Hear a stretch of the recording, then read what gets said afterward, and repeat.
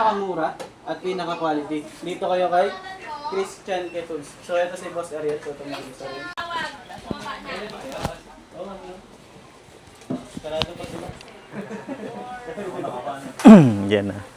Layo pinagaling. Yes, Dave. Oh. Hello?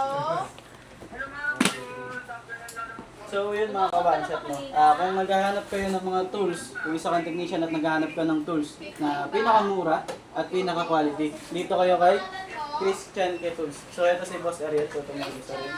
Hello boss, shout out. So salamat Boss Ariel sa pag-assist sa amin dito sa mga tools mo. And ito yung mga nakuha natin. Umabot tayo ng worth 80 to 90.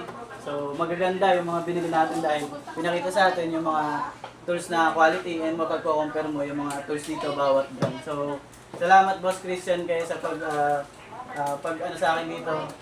Pag-assist sa akin dito tsaka pagbigay ng freebies. So kung technician ka ulit na naghahanap ng mga tools, dito lang kayo pumunta kay Christian ko. So marami kayong makikita dyan. Ayan. Hindi lang mga tools, pati mga LCD, mga parts. Dito lang yan, tol, dito. Dito lang yan sa Carriedo Street. Carriedo Street na to. Oo. So, Quiapo, Manila, okay. Ano yung